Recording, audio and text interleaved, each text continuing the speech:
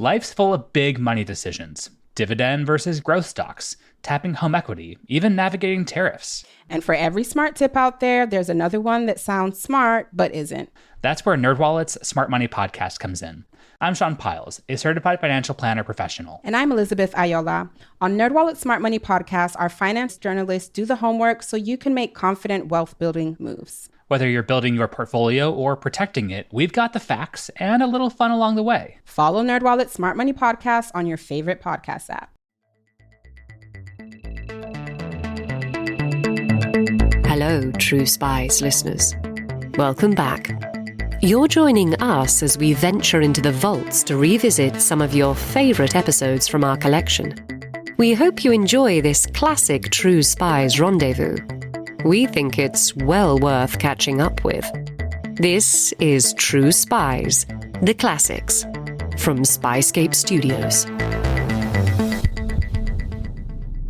Incoming transmission. Welcome to True Spies. Week by week, mission by mission, you'll hear the true stories behind the world's greatest espionage operations. You'll meet the people who navigate this secret world. What do they know? What are their skills? And what would you do in their position? This is True Spies. He was the kind of person that could walk out and game's over. This is the guy who betrayed me. This is the person who has just ruined my life, and I'm going to ruin his. And I thought, he's going to shoot me. Episode 2, Grey Suit and the Ghost. So it was this game back and forth, and one of us was going to win and one of us was going to fail. This is the story of the capture of America's most notorious spy, Robert Hanssen. Your guide for this episode, former FBI ghost, Eric O'Neill. My name is Eric O'Neill. I'm a former investigative specialist for the FBI. That's an undercover operative that primarily engages in surveillance operations. I worked for the FBI from 1996 until 2001. And my code name was Werewolf. He didn't just work on the case, observing his target from the shadows. He was the spy catcher, working side by side with them all. Typically, when you work undercover to protect you, you're given what's called a legend, another identity, another name, another background. But here, I had to go undercover as myself. From 1979 to 2001, the FBI had been ignoring one of the cardinal rules of counterintelligence. Keep an eye on the people with the keys to the kingdom. For more than 20 years, Robert Hanssen had been handing over critical information to the Russians and undermining America's top secret operations to collect intelligence from the enemy. In 1985, he exposed 3 KGB agents who were working for the Americans. They were promptly sent back to Russia, where they were immediately arrested. 2 of the 3 were executed. But it doesn't end there. In 1992, Hanssen hacked the FBI's computer system and illegally snatched Soviet documents.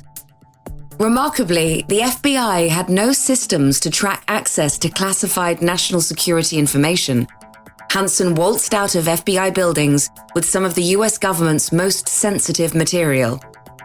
A bully, lacking the management skills to climb further up the FBI ladder, Hanssen was moved into a backwater office at the State Department for 6 years and forgotten. He spent his days watching movies and stealing secrets.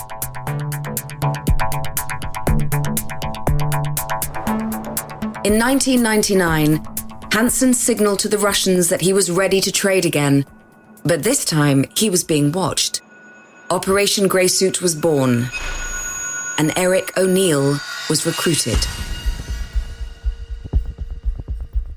My role in Operation Grey Suit was to work undercover with Robert Hanssen in a newly established division in the FBI called the Information Assurance Section. He thought we were doing the job of cybersecurity, but my covert role was to gather information about Hanssen, determine whether he was the spy that we had been after for over 2 decades, And then once we determine that, find the means or the information to catch him in the act of espionage. The first Eric knew about his mission was early on a Sunday morning. His boss called and explained they needed to meet.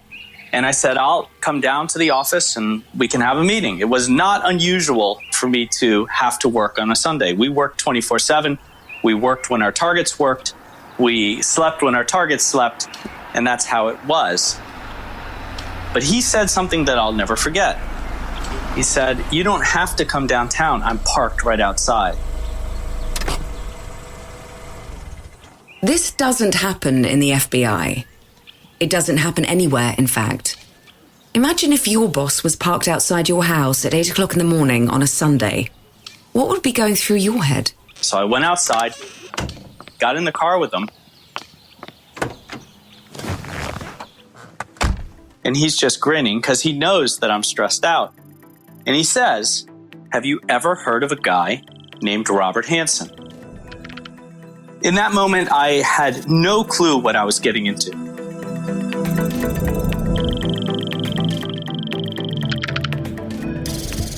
It's 2001.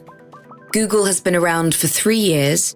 Most civilians have Hotmail accounts. But inside FBI headquarters, it was still the early 90s. The FBI was, frankly, behind the curve. Amazingly, many staff weren't using computers, hadn't been trained on computers, didn't really know what a computer could do, much less understand how to protect the information that moved through their computer systems. They were still passing paper memos around the building and placing them in colleagues' in trays. I was one of the few people in the FBI, I think, that had both the parallel knowledge of how to turn a computer on and how to catch a spy. And so I worked perfectly for that position. And they needed someone who'd never come across Robert Hanssen. Eric O'Neill had, however, heard of Grey Suit, of course. So everybody knew about this legendary spy named Grey Suit, who the intelligence community believed had been the spy who had cost us every single asset. So all of our spies working in Russia in the year 1984 and 85. He had almost become a mythological figure, like we were never going to catch him. So going into the case, I didn't realize that I was being put on someone that we thought was Grey Suit. Like the idea of working undercover for the FBI? Here's the job description. We had to learn all of the tradecraft of all of the spies who might operate in the United States so that we could determine whether they were targets and to follow those targets and catch them in the act of espionage or terrorism when they went to do their bad act. We worked from the shadows. So we were trained in all of the traditional clandestine techniques, disguises, how to use photography to capture a target from a long distance. Eric was just 22 years old when he joined. Now, I couldn't be a special agent because at the time I applied, I was 3 years short of the cutoff. You had to be 25 back then. But they liked my resume and they really liked my application, so they asked if I would choose a clandestine program called the Investigative Specialist that did not have that age limit at the time. Another word for an investigative specialist like Eric is a ghost. When people imagine a spy hunter, they're not thinking of an FBI special agent. They're thinking of a ghost. Think you might have a knack for ghosting? Here's what it takes. First, you need to know your target. Whether they like coffee or tea, whether they're going to go in a fast food restaurant or they like the high-end places. You need to know enough about them to know where they might go when you're following them. Second, you need to know your environment. Are you dressed correctly? You don't dress in jeans and a ratty t-shirt if you're downtown in the middle of corporate DC, but you might if you're walking across a college campus. And third, you need to know how to be gray. If you are gray, you are unseen. That doesn't mean that someone doesn't look and you're standing there and they notice you. That means that when they notice you, their eyes just sort of slide right by because you're nondescript, you're non-threatening, you're non-interesting, you're non-memorable. That means that you have to have the right disguise, wear the right clothing, act the particular way, not look like someone that stands out. And that is a skill that is extremely hard to teach. So the best field operatives who move around following a target on foot have to know the art of being gray. Eric had been doing the job for just a year when he was forced out of the shadows and onto the 9th floor of the FBI headquarters. He was expected, for the first time, to play himself. It was a lonely task. He couldn't tell his former colleagues or his wife what he was up to. The only person he could speak to about the case was his handler, Special Agent Kate Alleman. He reported to Alleman on a daily basis, but most of the time it was just Eric in a room with the enemy. So the first time I met Hanssen was my first day on the job, and Hanssen was already there. He wakes up early, he gets into the office early, and our first interaction, he just sort of looked at me and then went into his office. I went into his office later and fumbled through our first conversation. I think I asked him how he felt about the Redskins. It was an important season. And he looked at me and he said, "Football is a barbaric sport, and the only people dumber than the players who play it are those who watch it." And I thought, we are just not going to get along. But I continued to try to find a way to start a conversation, because even though I hadn't been trained for this sort of direct undercover work, I did know that if you can't get your target talking, you can't learn anything. So my main job was to get him to start talking so he would make a mistake and inadvertently reveal information that would get all the analysts that were reading my surveillance logs happy. He finally looked at me in that first interaction, stopped my babbling, and said, "Do you know what it takes to be a counterintelligence agent?" And that's when he told Eric about Hanssen's law. He said, "Hanssen's law is this. The spy is in the worst possible place.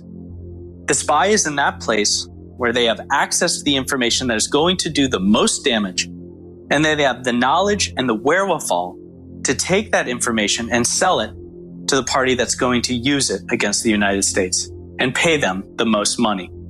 And that is what we are here to do, Eric. We're here to catch that spy in the worst possible place. Now, to this day, I don't know whether he was challenging me or he was just trying to push me back on my heels and see how I reacted. But I've never forgot those words. America's most notorious spy has just thrown down the gauntlet. Catch me if you can.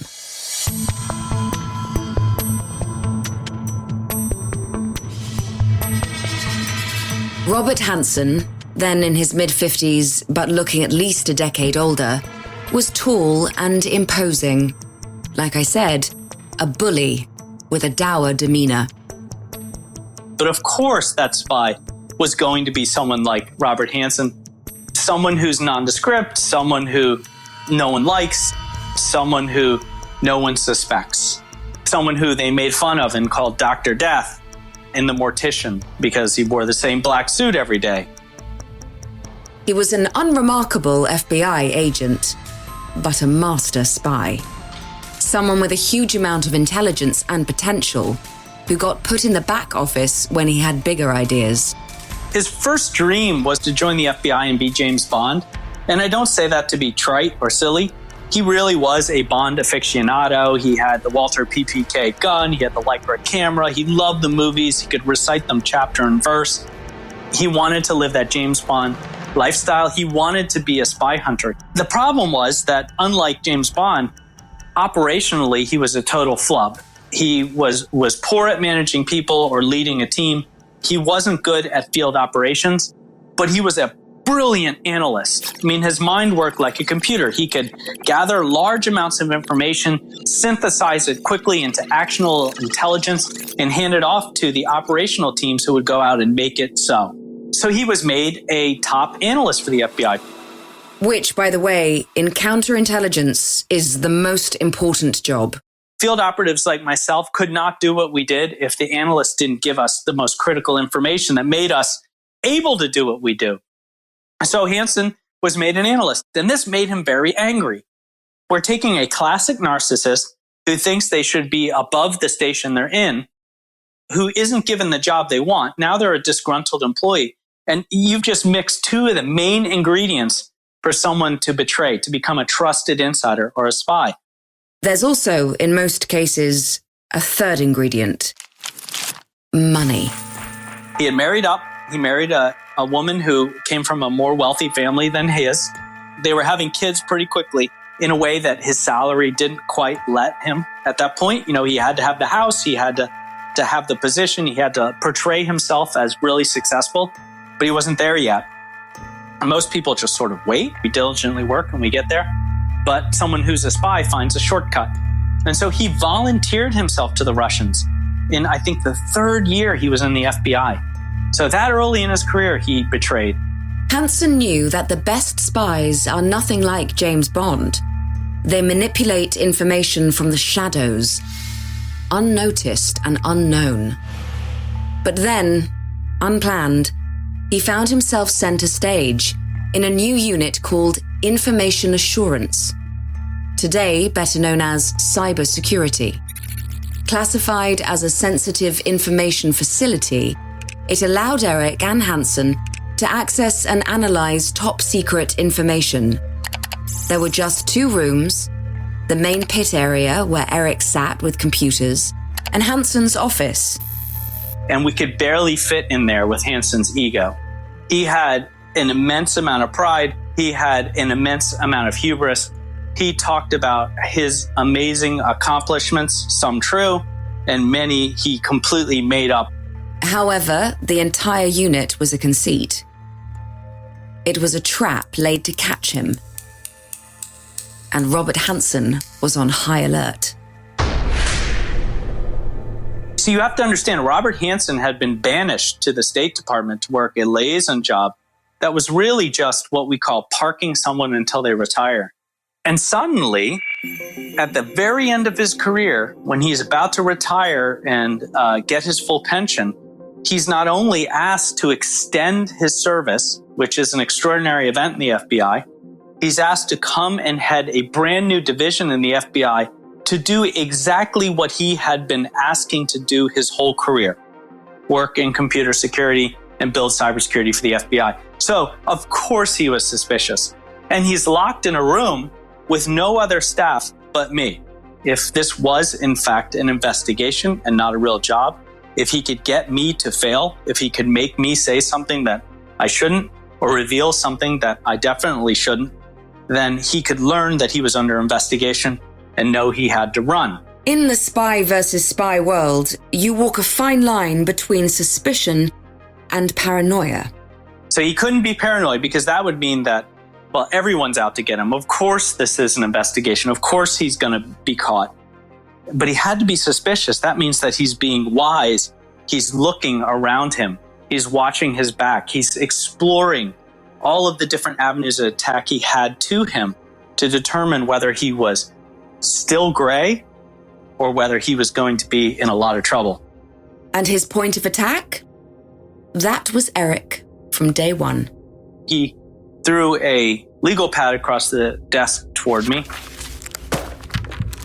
and handed me a pen and told me that I would need to write down my bureau name, my social security number, and my address, and then my wife's name, her social security number, and then while I'm at it, put down my parents and their address. He might need that, just in case. And that made me feel very exposed and very uncomfortable. Hanssen had to be the alpha male in the room, and so he looked for every opportunity to assert his dominance over Eric, including answering his phone. Juliana and I had just had a pretty big fight, and I was upset. And of course, I had to turn that off and switch back on my Eric O'Neill information assurance working for Robert Hanssen persona, right? So you had to take all of that anger from this fight I just had with my wife and bury it deep and then go into the office and do my job. So I prepared myself. I walk in the office and he's on the phone. Not just the phone, but he's on my phone, my personal desk phone. And I realized within a moment or two, he's smiling and laughing on the phone. He's talking to my wife as he's saying, "Oh, well, Juliana, it's so nice to talk to you." Your aggressive, dismissive boss, who you suspect to be America's most wanted, is on your personal phone, flirting with your wife. Not only that, but you've been using your wife as an excuse to call your handler, Special Agent Kate Alleman, and now he knows your wife's voice. How would you react? There's nothing you can do in that situation other than stand there, with your hands at your side, trying not to make fists and wait for it to be over. And I remember saying, why did you answer my phone? And he said, well, it rang. So I picked it up and I said, Eric O'Neill's phone. Isn't that funny? I later asked Juliana, what was that like? And she said he was really weird and creepy and was asking me questions about what it was like to grow up in East Germany and whether I spoke Russian. And, he speaks a little Russian. So it was this game back and forth, and one of us was going to win and one of us was going to fail.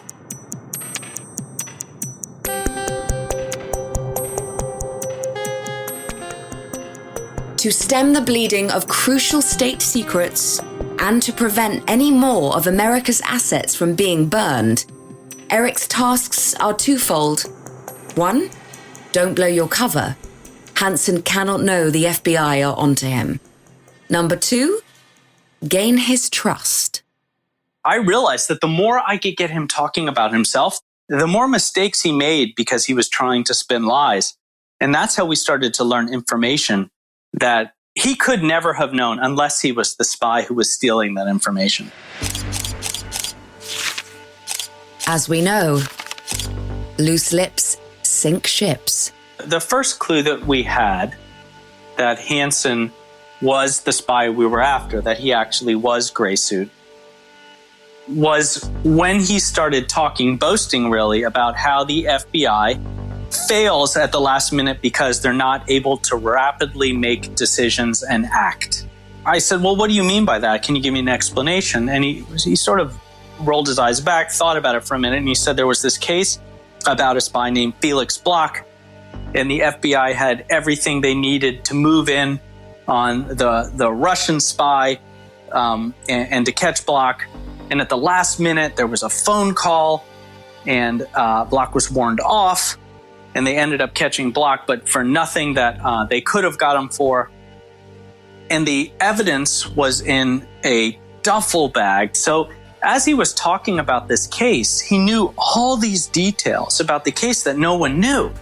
So when I told all of this to the team of analysts who were scrutinizing every word, they determined that the only way he could have known these very intimate details about the Felix Bloch case was if he had been the one who had tipped the Russians that we were moving in to make these arrests. It's becoming clear that Hanssen is the spy they've spent decades searching for. But now they need proof. They need to catch him in the act of espionage. Eric is asked to create a diversion so the team can search Hanssen's car for evidence. Right? That should be pretty easy. Part of what we were doing in the information assurance section was visiting other agencies that already had information assurance, learning from them, and then using that knowledge to build cybersecurity for the FBI. And he loved this. We were getting to go to all these other agencies and learn how they protect their data. If you're a spy, especially if you're the nation's first cyber spy, that's a really awesome thing to get to do. So he makes an appointment to meet with the head of information assurance at the Defense Intelligence Agency and asks a colleague to reserve a company car for the occasion. One of the FBI's Tahoes, a big black SUV. He said, okay, it's going to be on the first level of the sub-basement parking. And I said, okay, great. And just sort of check that off. All I have to do is get him out of the building. We go down to the basement.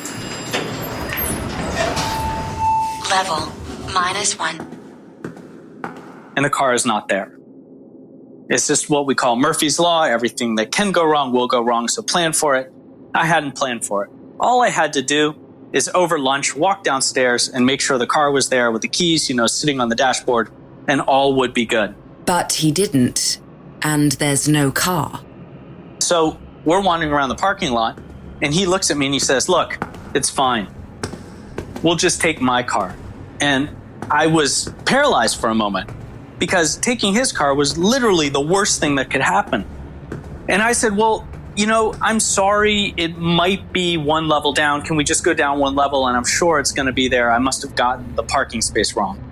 And he looks disgusted, but he begrudgingly agrees. And we walk down a stairwell, down one more level.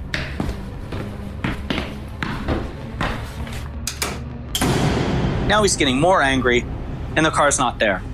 And I said, well, maybe it's just one more level. Could we just try maybe back there? And he looks at me and he says, that's enough, Eric.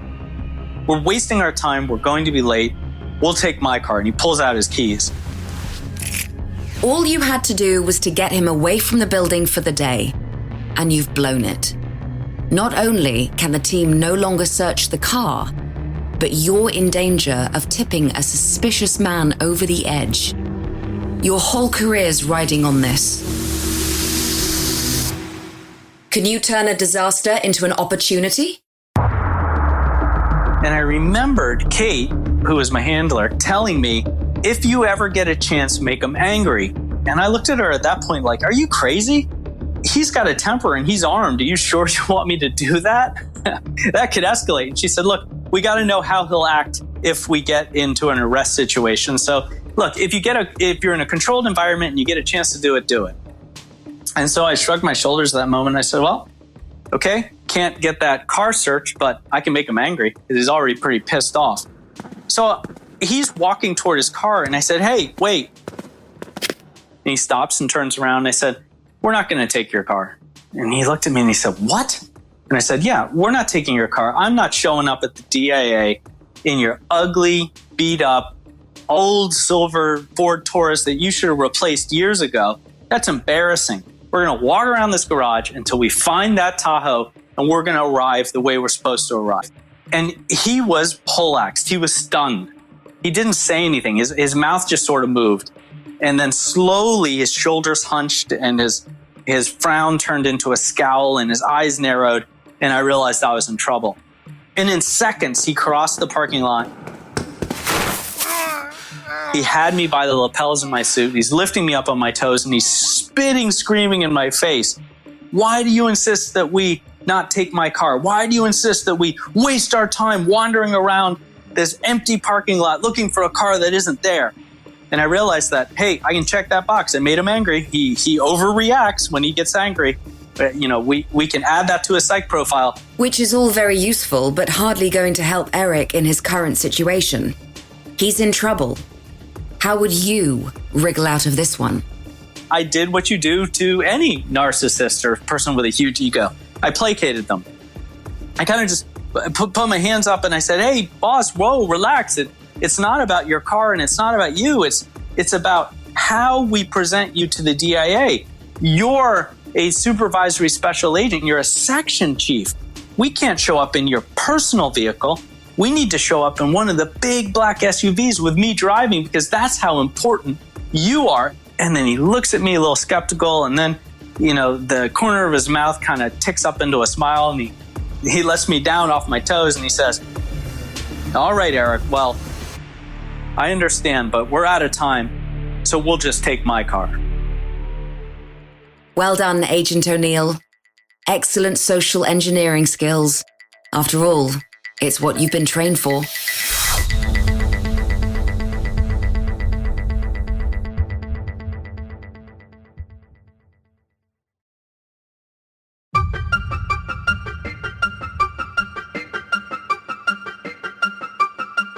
Eric O'Neill may have been a relative newbie in the FBI, but the desire to serve his country was in his DNA. I was Navy bound from the moment I was born. I was born into a Navy hospital, and my father and his father and countless uncles and relatives all were naval officers. Left 5 degrees rudder. Left 5 degrees rudder. Approach 205.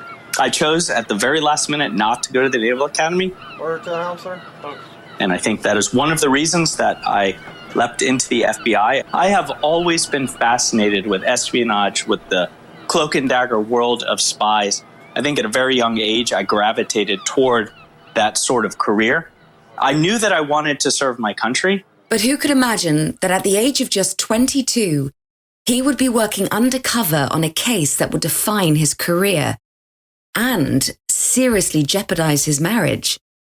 At the time I was in the Hanssen investigation, I wasn't only working for the FBI, I was going to school at night at George Washington University Law School. So I worked in a high-stress job against the most damaging spy in U.S. history. And then I had to go to law school and try to get good grades. And I was getting no sleep, which meant that I wasn't a very nice person when I was home. And that's part of what happens in undercover work. It's like being an actor. You have to play that role. You know, I was a good employee. I did my job. I didn't really grumble and complain that often. You hold in all the stress and all the angst inside, and you tend to let it out when you feel safe. And unfortunately, that's when you're home. And so I wasn't the best husband I could be. Compartmentalizing his life and keeping secrets from everyone. This intensified when Eric realized just how important the case was. So I had to type up these surveillance logs every single night and hand them in. And at one point, I sat with Kate and I looked at her and I said, what is the point of these? Is anyone even reading them? And she looked at me and said, yes, the director reads them every morning.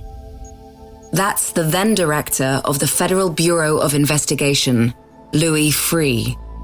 This was as serious and significant as any operation could get. She said, he's the case agent. He is running the case himself. And that was shocking. That meant that this was the most important case that the FBI was running at that time. And I would later learn, of course, that it was the most important case we have ever run. It suddenly became real, and I knew that I had to catch him. I had to win. But to do that, he has to flip the narrative. He has to take control and turn his adversary into his friend. In the beginning, he was very brash, quick to anger. He could also call me all sorts of different names. His favorites were idiot or moron. And I just took it. And slowly, I showed him that I understood computer systems. I understood computer security. We're both Catholic, which was another connection. One of the reasons I was recruited was for my faith. Now, no one told me that until much later. No one could tell me that because you're not supposed to, especially in government, merge the religious with the political. But here I was recruited for the faith. I didn't know it. I learned it during the case. And I didn't feel comfortable using it in order to win this case. But that's what undercover work does to you. Almost nothing is sacred in spy hunting. You have to gain respect. You have to win trust. You have to outplay the player. If faith is your edge, you've got to use it. Which is how Eric found himself one lunchtime in church, kneeling next to a master spy. He was scrutinizing me as we prayed the Lord's Prayer, the Our Father, and I knew, as I was saying it, if I made one little mistake, then there would be a problem.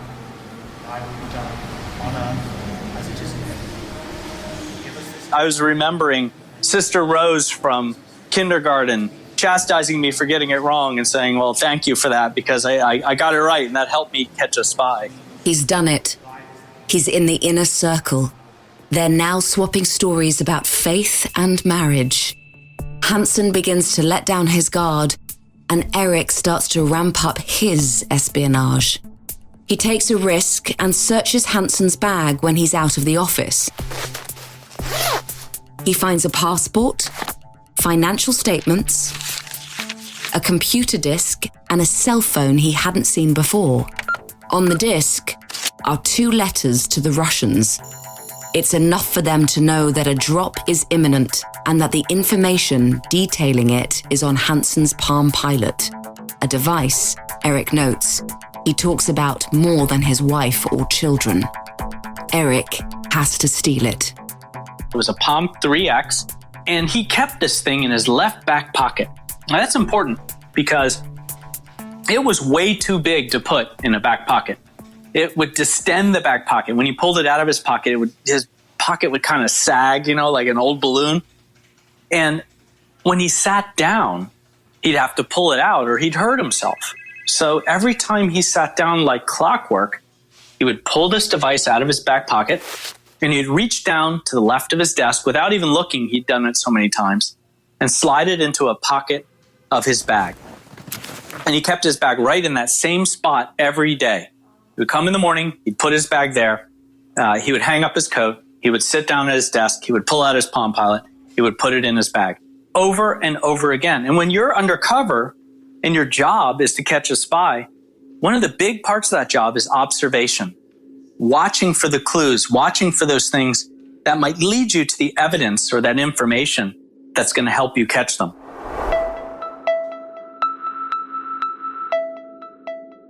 And so I started asking him about the Palm Pilot. I was intrigued by it. Like, why is it so special to you? And he looked at me and he said, look, you'd never understand. You wouldn't understand. This sort of device is what can mean the difference between an executive and someone who's never going to achieve anything, because it is the way you organize your life.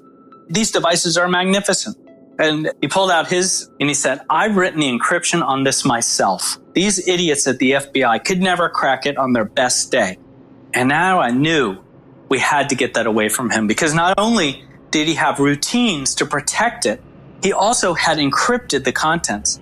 But the problem is that he always had it on him. It was never out of his sight. So we had to trick him. We had to social engineer Hanssen. We had to hack him and get him to be away from that device long enough for us to take it, copy it, and get it back before he knew it was gone. It's a classic spy operation.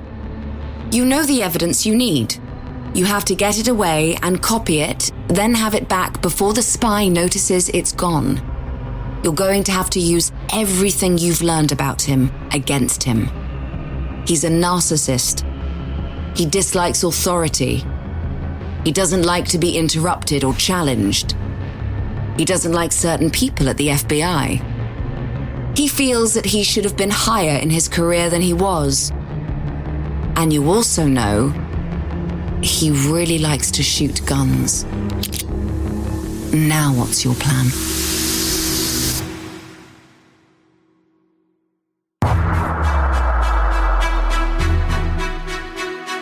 We read an assistant director that he specifically didn't like into the case. Told him Hanssen is a spy that we're after. We're investigating him for espionage. We just need you to do one little thing. Walk in his office, slap $20 on his desk, and challenge him to go shoot and not let him say no. And that's exactly what happened. I waited till we were sitting down at his desk. I clandestinely, where Hanssen couldn't see, under the desk, sent a quick page to an asset I had telling them, he's sitting down, let's go. And it worked beautifully. The assistant director slapped $20 on his desk. And I bet you this 20, 5 targets out of 5, I beat you. And Hanssen looked at the money and looked at him and thought about it, but then said, no, now's not a good time. I could tell he was very agitated, but of course he can't yell at his boss. And the assistant director leans over his desk and looks at him and says, I don't think you understand. This wasn't a request. Now Hanssen's angry. And when you're angry, you make mistakes. And so he stands up abruptly and he reaches for his gun and holsters it. And he grabs his ear protection and eye protection he's going to need down at the range. And for the first time, he forgets to reach down and grab that Palm Pilot. And he ambles off after them. And I wait. I just sat there and I waited and waited. And finally, I get a page from the asset that I have sitting down in that shooting range. So I get a text and he says, in pocket shooting. And I go into the bag. And I find the Palm Pilot, but I also find a data card and a floppy disk. And he takes all 3 and runs. Down 3 flights of steps and I handed them off to a tech team. They analyze the devices and they say, yep, it's all encrypted, but we can break the encryption later. We'll just copy it all one-to-one now so you can get it back to the bag. They're starting to do the work and it's slowly moving. And as this is happening, I get another page. I don't know what happened, out of pocket, probably coming to you.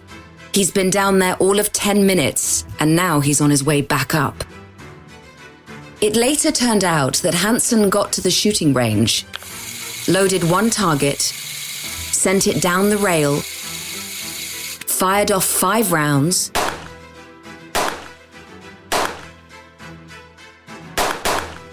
paused, holstered his weapon, pulled the target back, and then turned around and left. But this time, Eric is prepared. He's timed how long it takes to get back from the shooting range to their office. About 9 minutes. But by the time the team is done with the Palm Pilot, he has just 2 minutes to get it back into the pocket of Hanssen's bag. They handed it to me and they said, run. So I run up 3 flights of steps. I barge into the main pit area of the office. I slam the big door to the skiff behind me. And I go into his separate office. And I kneel down in front of his bag, and I'm feeling really good. Like, I just won. I did it. This operation, it was perfectly planned and executed.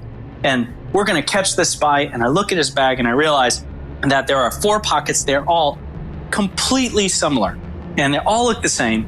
And I've opened all 4, and I have 3 devices, and I have no clue which pocket it went into.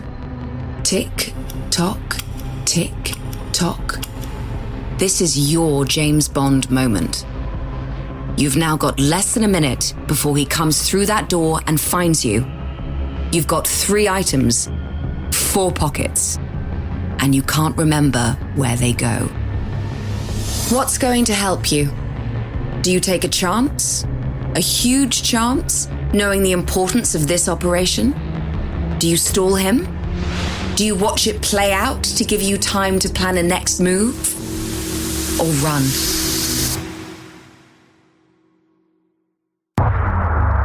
And in that moment, all I could think of was that he was that meticulous and fastidious that if I didn't get this perfectly right, not only just right, I was thinking the floppy disk was leaning against the Palm Pilot and they were in one pocket together, but the data card was in a total different pocket. He knew that level of detail.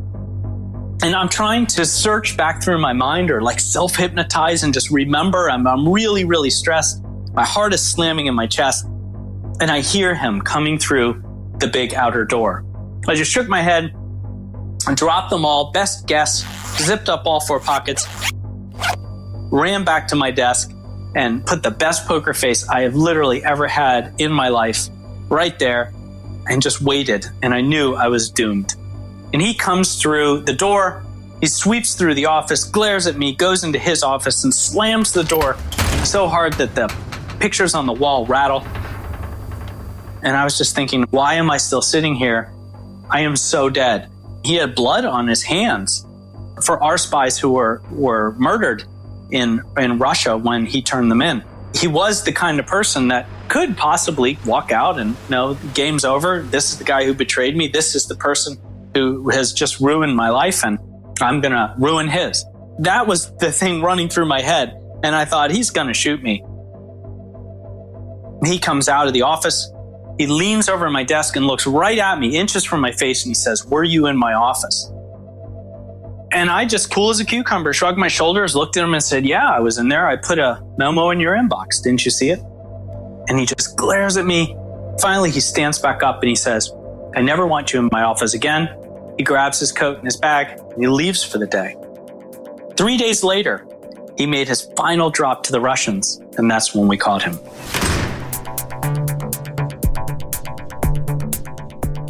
When the FBI finally brought Hanssen in, on Sunday, the 18th of February 2001, he asked them, "What took you so long?"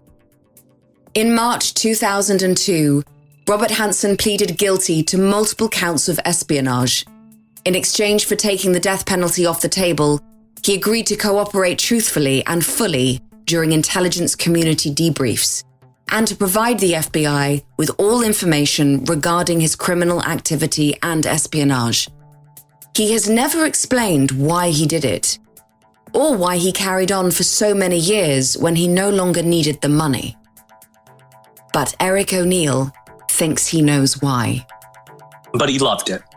It was the thing that made him feel like he belonged to something bigger than him. It was the thing that made him feel that he was the best at something in the world. No one was better. And he knew that it was going to make him immortal. And it did. It made Eric's career too. Working with him for those months, directly under him and learning from him all his theories about counterintelligence and spy hunting, taught me to be a better spy hunter. And in fact, gave me the tools I needed in order to beat him at his own game. I learned to catch Robert Hanssen from Robert Hanssen. It was a master's class in espionage and made me a better spy hunter.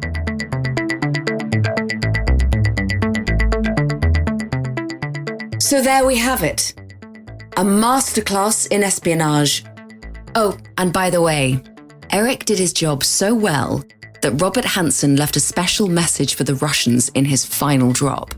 One of the things that I'm told he put in there was my name and my phone number and my information, and telling the Russians that because this was going to be his last drop and he was going to retire, that I would be a perfect person to recruit.